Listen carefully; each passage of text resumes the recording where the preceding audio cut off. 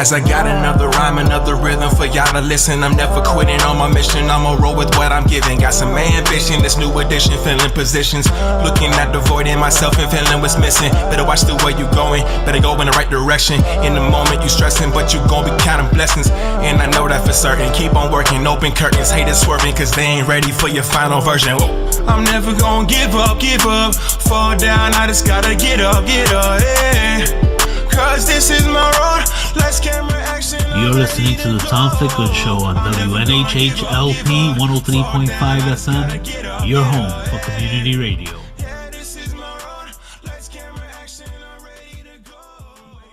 Good afternoon and welcome to the Tom Ficklin Show. My name is Georgia Goldburn. And as many folks know, our dear friend and colleague Tom Ficklin passed away at home on Wednesday. This is such a shock and a loss for not just his family, but for so many of those whose lives Tom has impacted over the years. I would just like to ask the audience to indulge me for a moment in paying tribute to him and just to echo what I've heard from so many reacting to this news. In every corner of every city, there are few who, through their kindness, dedication to the community, and unwavering commitment to improving the lives of others, leave a profound impact on the people around them. Tom Ficklin was a man who dedicated his life to the people and the city of New Haven. And he is one of those people.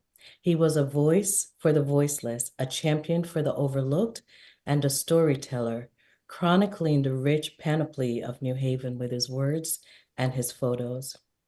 As many who knew Tom will attest, whether reporting on injustice or championing local causes, Tom's work extended beyond the pages of newspapers or the airwaves and into the lives of everyone he met, interviewed, and mentored. He was a gentle force that brought people together, a tireless advocate, and a tender soul who saw our potential, including mine, even when we did not see that in ourselves. His warmth and his kindness was felt in every encounter and interview. Whether a journalist, a storyteller, or an alder, he approached every person and every issue with curiosity, humility, respect, and a genuine desire to understand. Tom was an incredible gift, a way of turning words into bridge, connecting people from all walks of life, and shedding light on issues often ignored. Tom was seemingly everywhere in New Haven. He could be seen at community meetings, cultural events, or simply conversing on the street. This ubiquity allowed me to see him in person on Saturday at African American Leadership Forum. I feel blessed now to have that moment of connection and fellowship with him. Tom was not just everywhere, he seemed to know everyone and every issue. I am steeped in the childcare issues, and I was amazed at the breadth and depth of his knowledge of a topic that is so tangential to so many. He would often send me emails and messages about events that he thought I might be interested in attending, as well as books and articles and research he thought I might find relevant to my advocacy. His belief in the power of truth was unwavering, not just as a tool for headline, but as a way to lift up those marginalized or silenced. As a community activist, he went beyond his role as a journalist. He fought for equity, fairness, and opportunity, using his platform to amplify the voice of those often ignored and to build a more just and inclusive society. That was the spirit he brought on behalf of his constituents on the Board of Alders.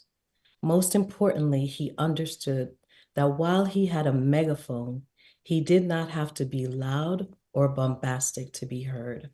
In fact, it was this quiet and tender prodding that moved the needle forward for so many with whom he worked and for whom his work benefited. And that's why Tom's life will forever remind us that we all have the power to make a difference, to be kind, and to lift up one another. Tom's presence was ubiquitous, his legacy indelible, and now his absence heartrending. But while he may no longer be with us in person, his legacy lives on in the countless lives he touched, the issues he championed, and the city he worked to improve, and his friends and family that he loved so deeply.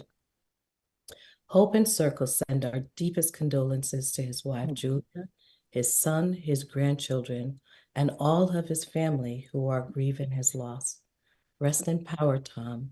Though your voice may be silent now, your spirit will continue to inspire us and push us to continue the work you have started. So that is the work that we're going to continue to do here today. And I think Tom would be thrilled to meet these two women that I have here today, Miss Francesca Velasquez and her daughter Naria. And today we're going to continue our conversation around the childcare crisis, something again that I'm always amazed at how much Tom cared about and knew about. And what he cared mostly about were people and people who were in this work and people who were benefiting from this work and people who were impacted by this work. And so I am thrilled to bring together two folks who have been a part of the Circle Network now for going on 4 years. Has it been 4 years? Yeah, Yeah. around COVID, the beginning of COVID, right? Beginning of COVID, when you started to haunt me. Yeah,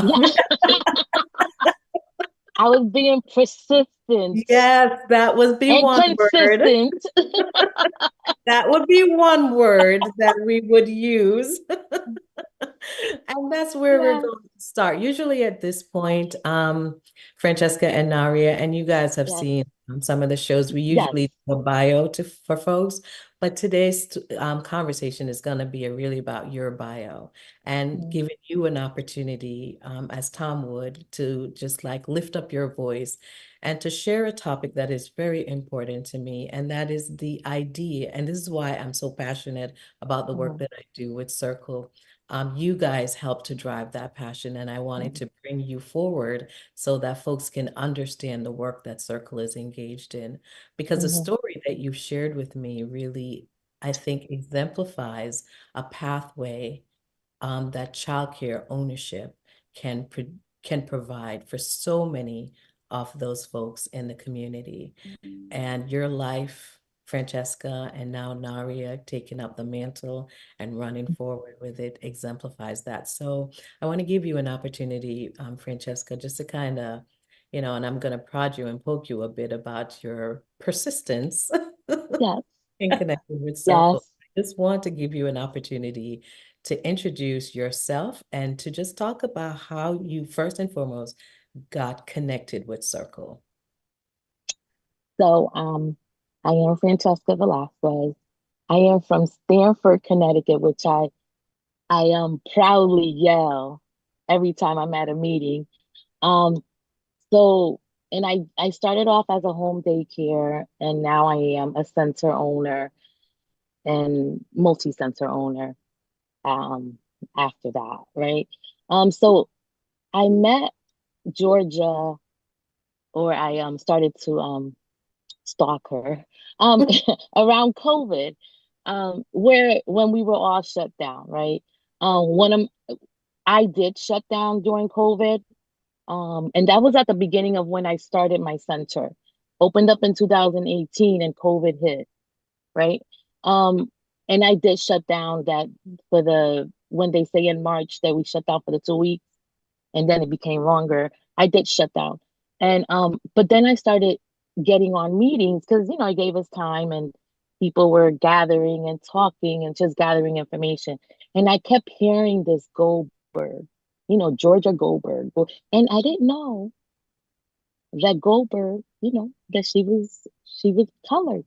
I I'm Black, could, yes. yes, you're black, yes, and I was just like, and I was shocked when I saw the picture, and I was like, that's her, and everything that you were doing and how you were doing this for New Haven and everything was mostly all up north, right?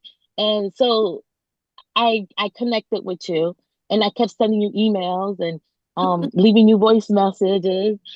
And then I think I finally got to Tammy that kind of sent me the link. Mm-hmm. right? For the Saturday meetings. Because I was like, I know I'm a center owner and I'm in Stanford, but we don't have a network here. I need a center, like I need a network that's for centers um and knowing that you then I found out that the network was for home daycare providers, but you opened it up to centers also. I think once I kind of pushed my way in, I don't know, sure. But anyway, that's how we kind of met, where she did let me in, and then I started bringing in more people. It's like, no, you have to get on these Saturday meetings. They're good. And you know what? I look forward to them. I really do. I think that you've given Circle and you have given me like that voice. You've that first year where I was testifying on the legislators the meetings. I think that year, wasn't it an election year that year? Well, we've had several election years, and Yeah, so the first year I think I started to testify because now it's like my hobby. Like this is I'm doing it, right? Um I started to testify. It was an election year and then I started to learn and I was never into politics. No, not at all. But then I started to realize by being in your meetings and then testifying and then learning more about the government that I had to be if we wanted a change, if we wanted something to happen, we have to be part of that process. You know, so we even let me back us up a little bit, yeah, yeah, Fran. I'm sorry. I wanted to share how we got connected because I wanted to demonstrate to the audience Okay. just how persistent you are.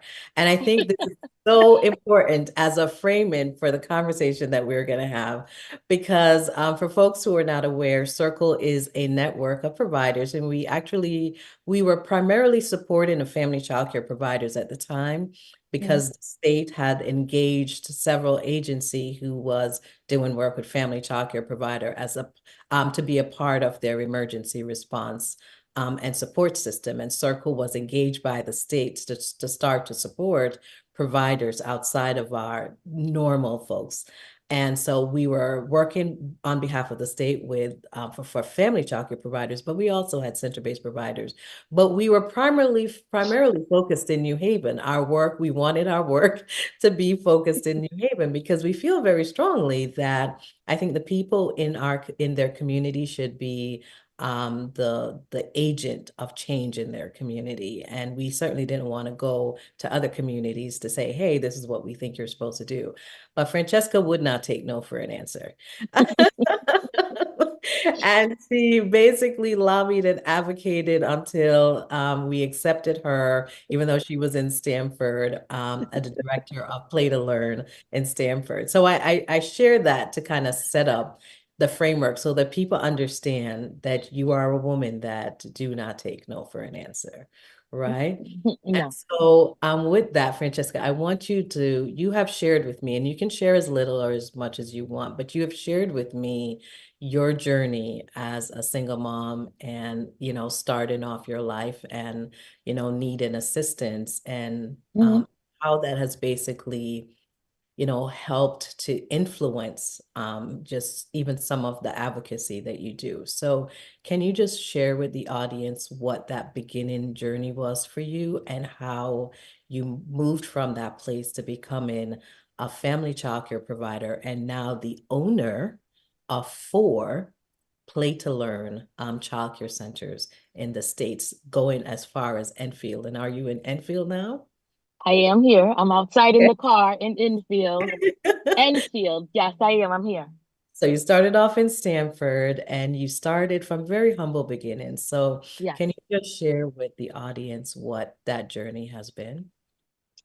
So and I say this and I kind of say it proudly because I want other women to know that it could be done. That Mhm. if I did it, they could do it too. So I have 4 daughters. Um, one head of household.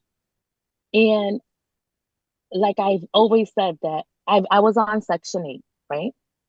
And Um, I've I've always said that I've used Section 8 as a stepping stone. So Section 8 has allowed me, which is a subsidy that helps subsidize your rent. And I live in Stanford, which is the rent is very high in Stanford. So it has helped me to subsidize the rent back then. And as a stepping stone, I was able then to then send Naria to college, to 4 years of college. I was able to help her pay for that and help her graduate. Like that was the most proudest thing I've ever done. And it was because I was on Section 8. And it was because I was on Section 8 that I had a full-time job and then I had my youngest. But then I said I want to do home daycare.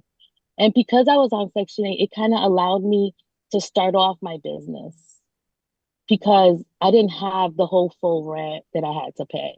Mhm. And I say that, I think I did home daycare for 5 years at home. And just so I kind of understood my mothers and my parents and families when they came with the struggle, the them having to, go to work, pick up, drop off, cook, all of those things. I knew it because I did that before. I was there. So I did the home daycare for 5 years, and then I moved on to a center. And right around the time that I moved to a center, at that point, the income that I was bringing in was not going to allow me to be on Section 8 anymore. And I did end my Section 8 with, the in Stanford. And as I'm leaving Section 8, I did write a thank you letter. And I say that all the time because I know that Section 8 gets that stereotype. Mhm. Everybody has that stereotype about that program.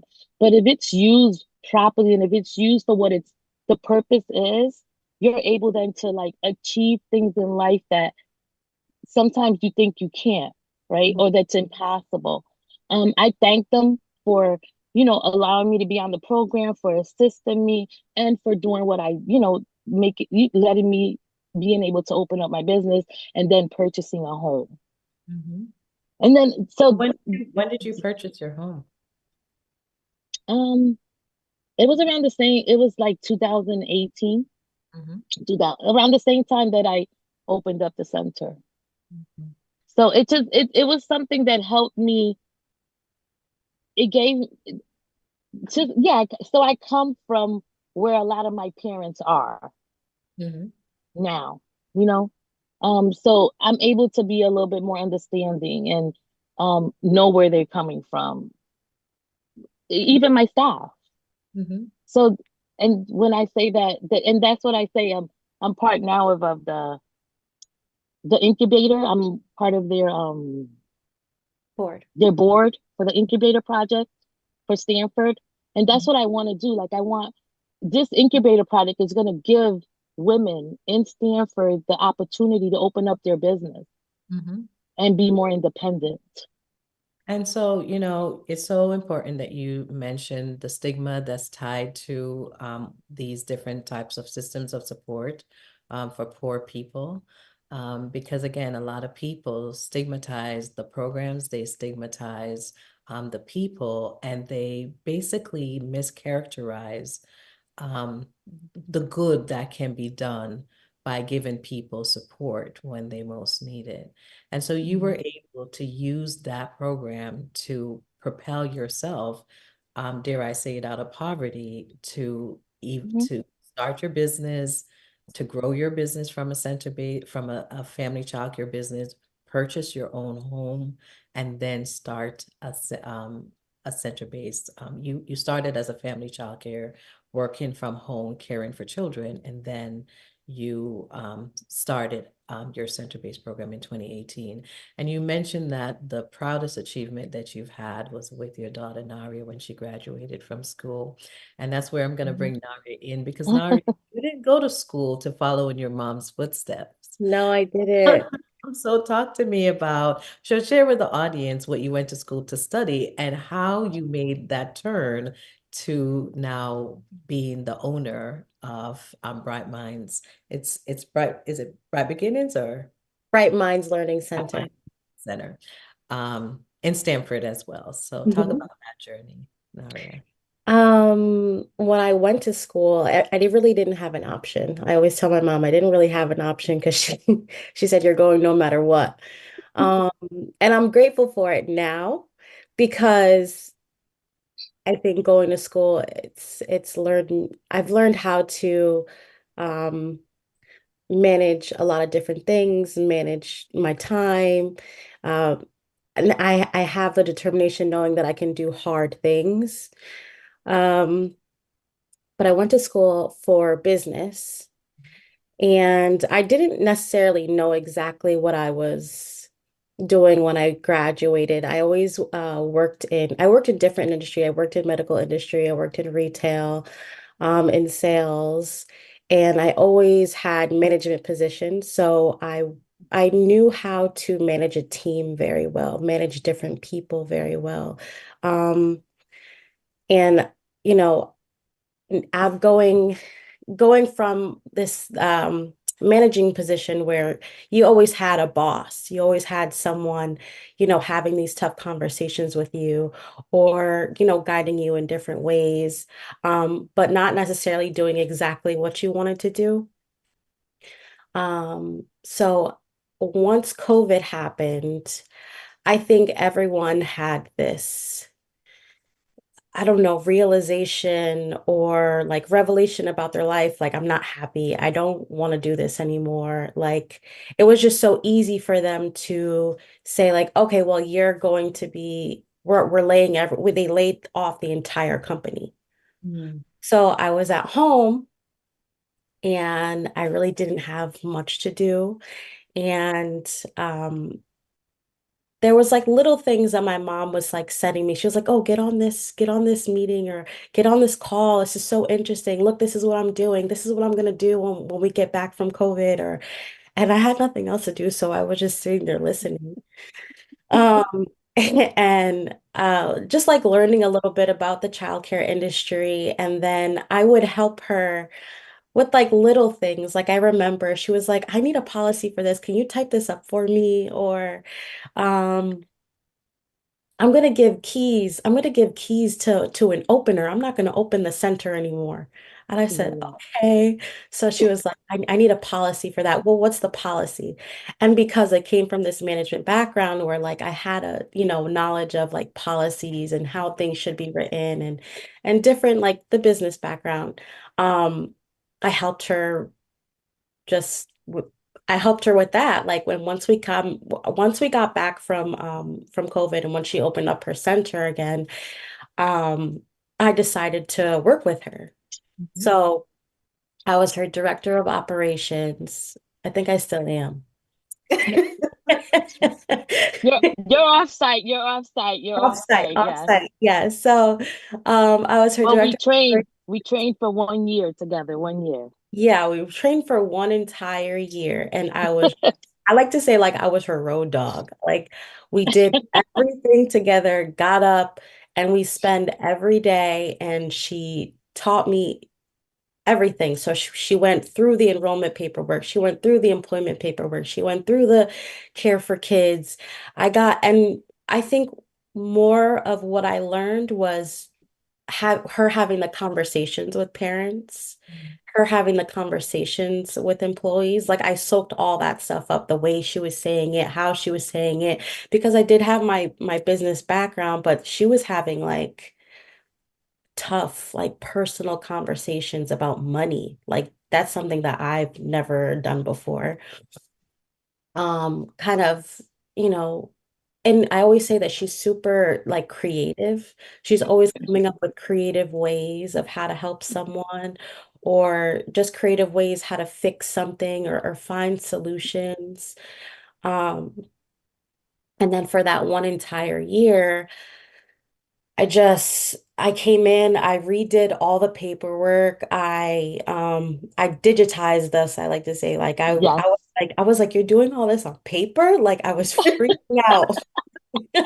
She was like, oh, yeah, like I have to pay this and that and this and this person owed me from last week and then they're gonna pay me this week for this much. And I was just like, where is all this stuff? And she was like, oh, it's my notebook. It's in my notebook. I said, no, we need a Google Doc. I was like, we need an Excel sheet. Like Oh my God, yes. yeah, we need to put this somewhere. What happens if you lose a notebook? She was like, I'll never lose my notebook. And I said, okay. I said, okay. So Yeah. I just helped her, like, we digitized all the handbooks, all the policies, um and I think like just kind of gave it, and then we got like a CRM system and just kind of helping her figure out that part of the business. And then there was just an opportunity for me to open my own center, and I was scared. I didn't know like if it was something that was going to be for me. But she just kept saying, like, I'll help you. I was just like, I'll help you. It doesn't matter. You can do it. I know you can do it. I did it. You can do it. You're smarter than me. You could do it. Hmm. And I was just like, okay. So there was a center that opened because I guess the owner moved to a different center, and she just kind of reached out to her and said, hey, listen, like I have a center here. I'm gonna be moving to a different location. Would you like to take over the location? And my mom was just like, I think this is an opportunity for you to just do it. She didn't, and it could have been easy for her to just do it for herself. And then I could just continue doing the same things. But I think she just wanted me to grow in a different direction, to have my own. And from there, she's become my board. So whenever I whenever I get a little nervous or I'm speaking to a parent and I was like, let me take a I was like, let me speak to the board first and then I'll come back. If I don't ever have an answer, I say, let me speak to the board first and then, I can come back with an answer for you. And that's why I just call my mom and say, this is what's happening. Do you think I should do this? Do you think I should do that? And what a blessing it's been too, because I think about it later on. It's like, when we're older and things, like I got to work with my mom and I got to spend so much time with her, and I've been able to really know her personally rather than just being my mom. Hmm. And Yeah. Aria, it's so funny. I don't know if I shared with you. I know you know my sisters, that I work with my Yeah. sisters. I don't know if you know that I work with my mom as well. Oh, really? Yeah. Yeah. Oh. Such a blessing. So it Such a is. blessing. And so one of the things that you just said is that, you get to be, in a place where you have your mom. And Yeah. I'm an old head right now, but I still love my mom. Yeah. Go by and visit her in her classroom where she is just creating the next generation of great, wonderful human beings. And this is why this is so important for me as well, because just like you, our business is a family business. Yes, Mhm. I was. So, my sisters are all working with me. My mom is been, one of our infant teacher for many years. And so it's just really very special. And it's been transformational for our families. And so even though I'm a Black woman, you are Hispanic women, our stories are so similar and it's so important. And one of the things, Naria, that, we had a moment, and I don't know if Francesca, but when we were at the Federal Reserve and meeting, Oh, oh, Boston, New York Federal Reserve meeting a yeah. couple of weeks ago, Yes. Naria and I, we were, as you were going around like the social butterfly that you Yeah. are, you Talking to You everybody. had to find Yep. someone to right? speak to. Right. I like to network. I like to Yeah. Yes, network. you do. Naria, we were standing with each other and you kind Mhm. of shared with me that, you're scared, and you've kind of shared that right now, that it's kind of scary to do this work. And a part of your fear is related to your age, that you're so young doing this work. Hmm. So how do we have a lot of young people that we want to mentor and to encourage to do this work. And there are lots of folks that are blessed to have moms like Francesca, moms like mine, who push them. But there are not a lot of young people that have that type of a mentor. I've heard from other people that Tom Ficklin was one of those type of mentors who went into the community and pushed young people. And certainly he has helped me just by giving me this platform to have this conversation based on the work that I was doing in the community. So what advice would you give to a young person? We did tell her she's okay, she's supported with love. She's got a lot of folks. She's not operating at a time when, we started. I started like some almost 20 years ago without a Mm. network. So what advice would you give to young people who are starting the journey, not just in childcare, but just like the journey of becoming an entrepreneur? What have you learned? Um, that's good. Well, what I would say is to join. I'm gonna be 32 on Monday, and I I Showing our age, Naria. Ooh, out Sorry. there, okay? I Ooh. think it's very, very important to find community, Hmm. to find mentorship. Because I hear stories from so many providers saying like, I did this by myself and no help and nowhere to go, and the information was like locked and guarded and with like a safe and a key. Like they just didn't want to give the information.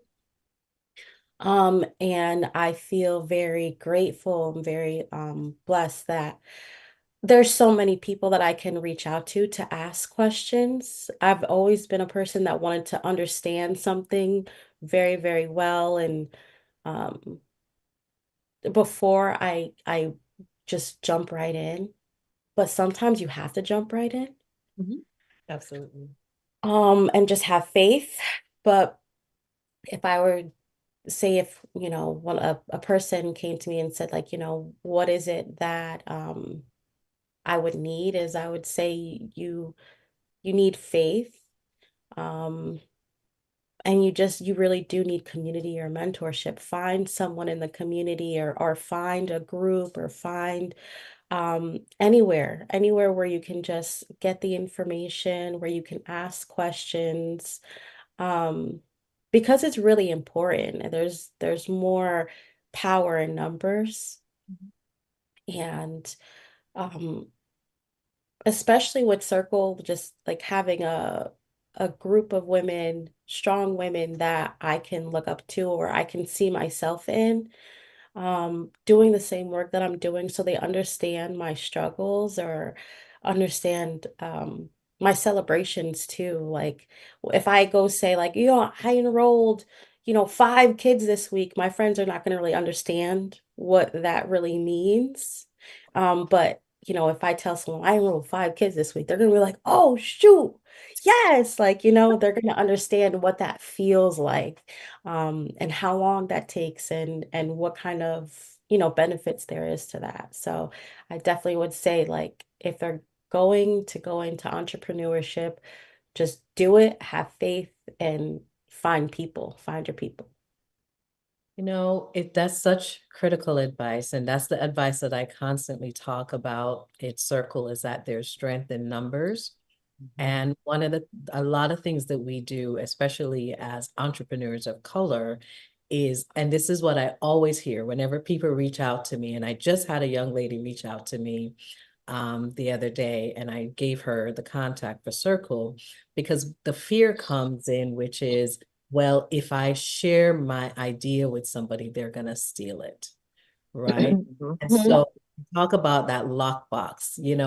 We put all of our resources in a lockbox. We put all of our knowledge in a lockbox, and then we ice or we don't move people along in this work, or we isolate ourselves because we're afraid that if I share this story or I share this idea, someone is going to come and steal that idea. So it's so important that you mentioned that, Naria, because I think that, given that 80 to 90% of small businesses fail, They fail because they don't have access to resources, they don't have access to capital, but they also don't have a community.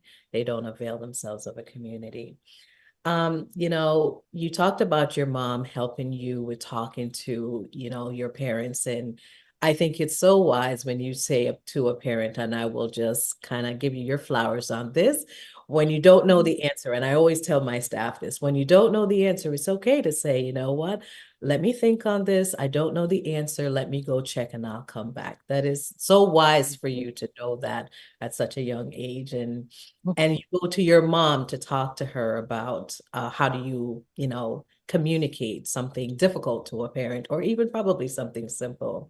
So, Francesca, you kind of alluded to it earlier that, you being where you were, you having the journey that you had was instrumental in helping you to have those conversations. Because you're right, Naria, you go to business school and they teach you about spreadsheets, and they teach you about profit and loss statements and Yeah, cash statements and all of that, but they do not really teach you the art of no, dealing finesse.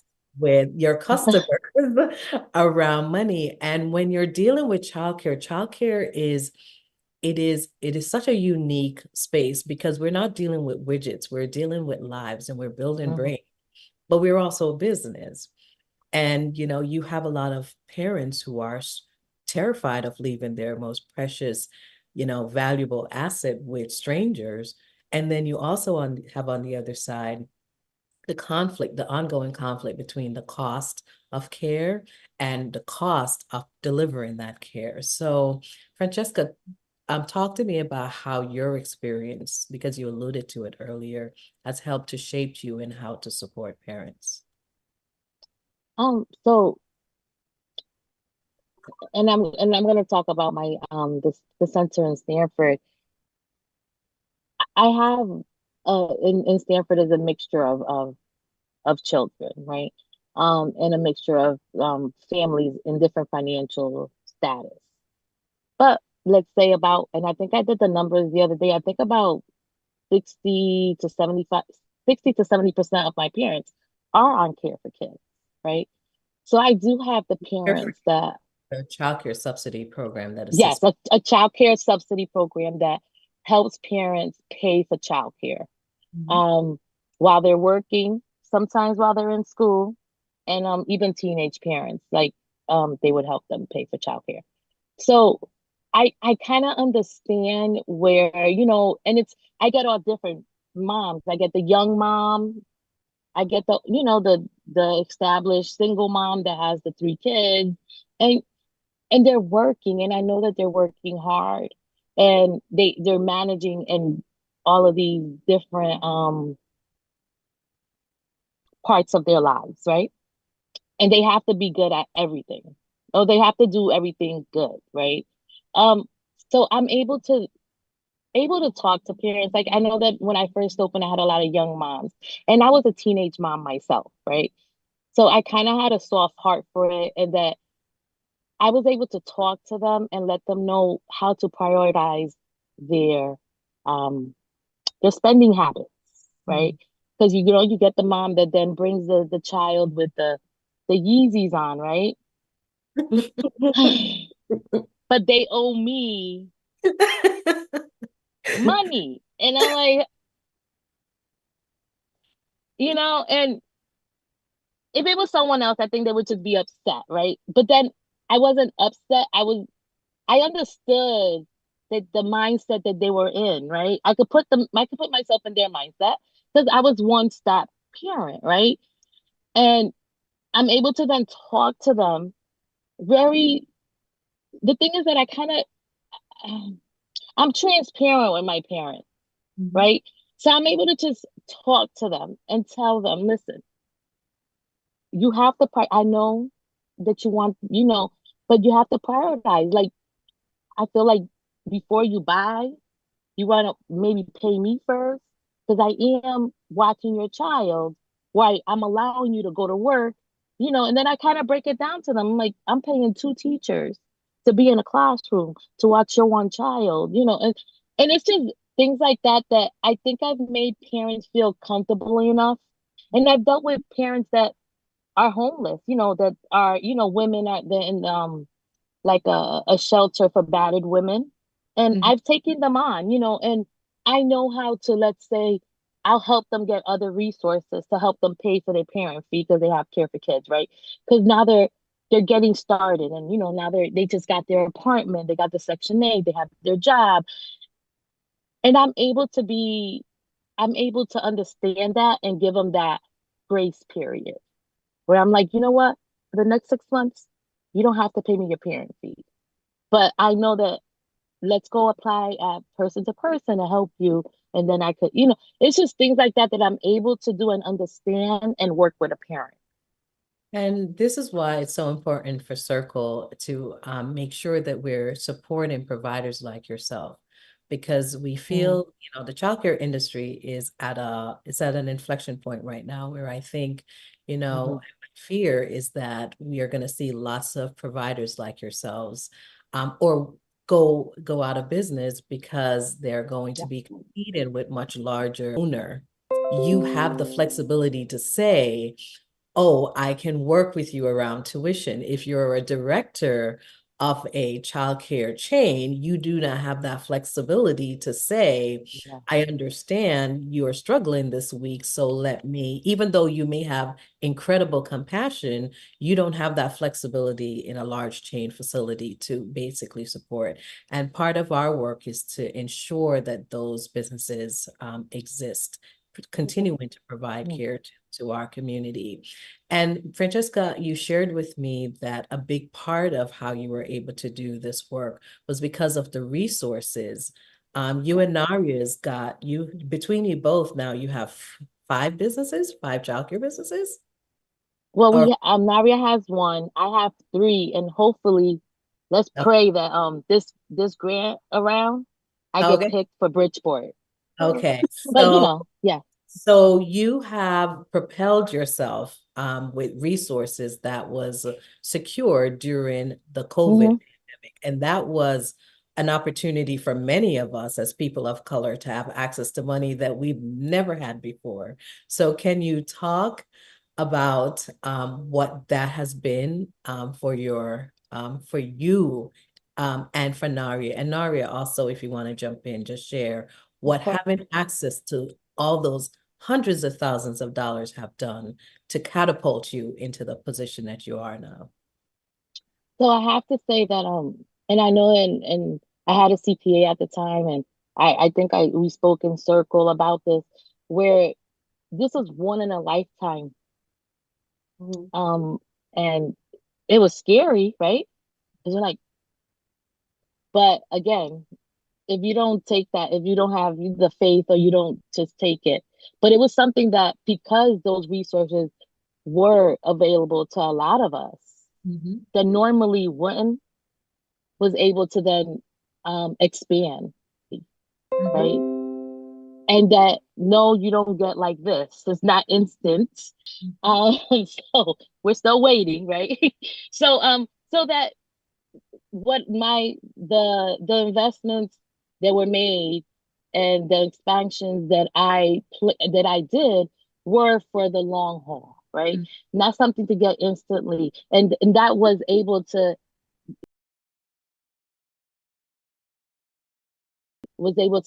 allow me to do that, right? Um, and not that I'm rich now, because I'm not, right? But Girl, you're rich. Come on. Cut it out. you know what I tell Naria that I am? That we are. We're real estate rich.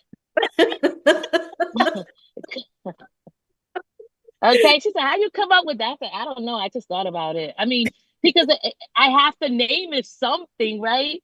Yeah. And that's where we are right now. That's where we are in this point in the journey, right? Like, I'm making sure that everything is set up. I'm making sure that things are put in place so that if I wasn't here.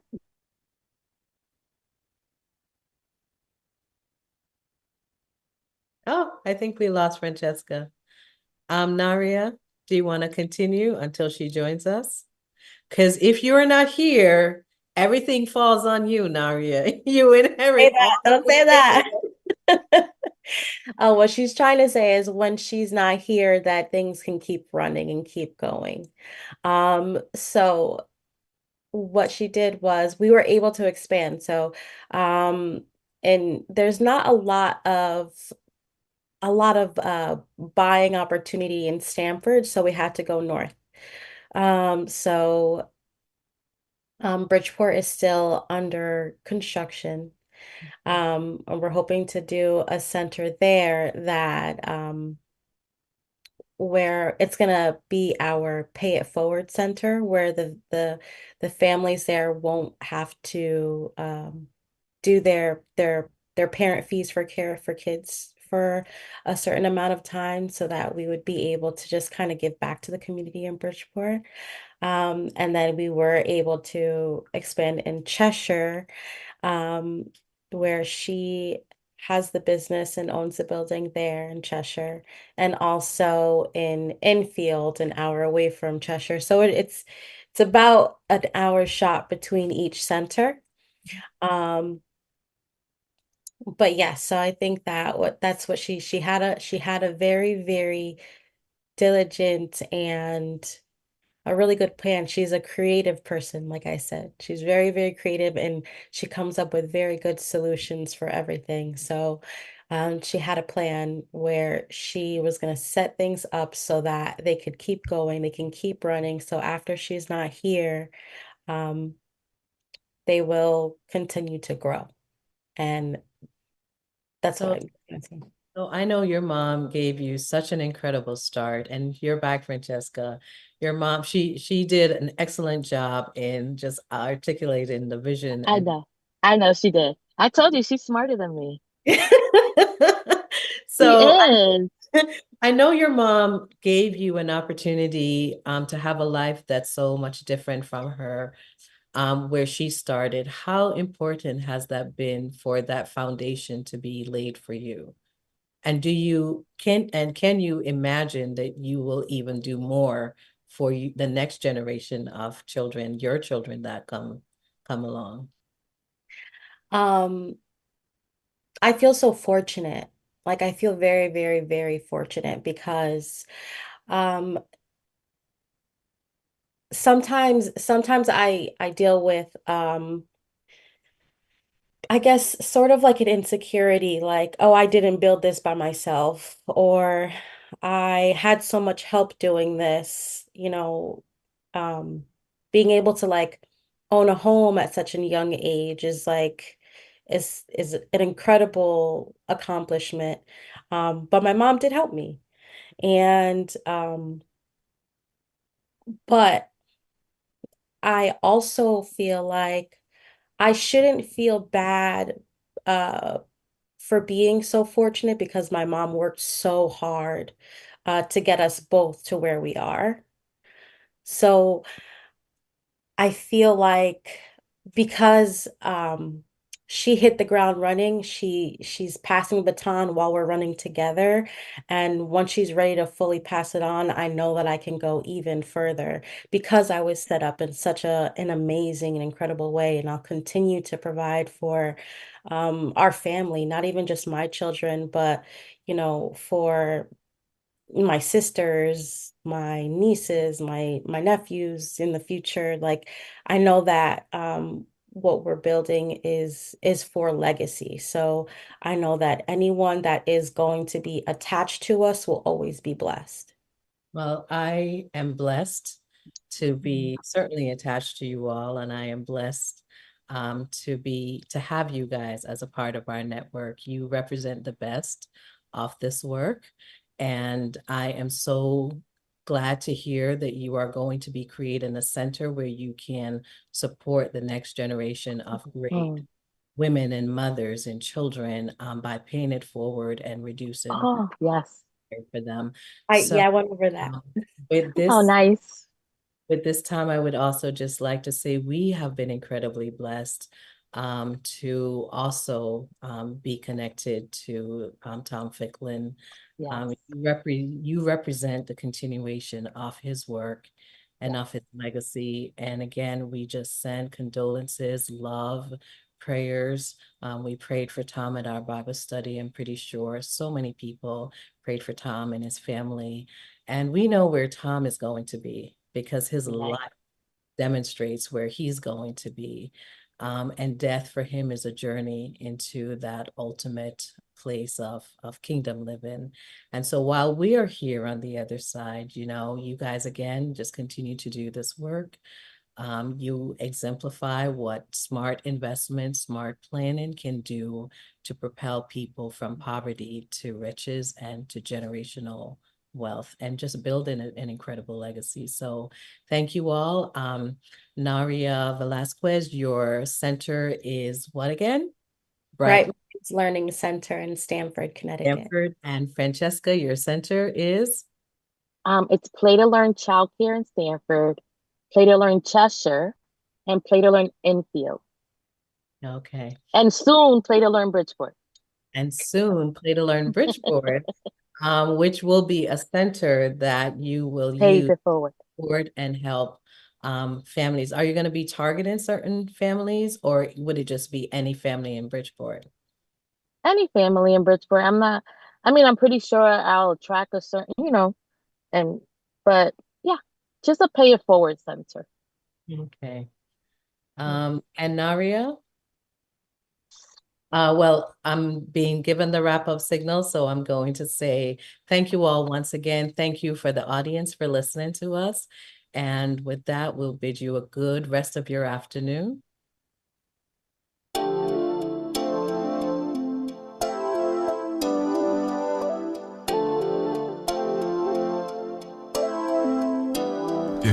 As I got another rhyme, another rhythm for y'all to listen. I'm never quitting on my mission, I'ma roll with what I'm giving. Got some ambition, this new edition, filling positions. Looking at the void in myself and feeling what's missing. Better watch the way you going, better go in the right direction. In the moment you stressing, but you gon' be counting blessings. And I know that for certain, keep on working, open curtains. Haters swerving, cause they ain't ready for your final version. Whoa. I'm never gonna give up, fall down, I just gotta get up, yeah. Cause this is my road. Let's camera action. You're listening to the Tom Ficklin Show on WNHHLP 103.5.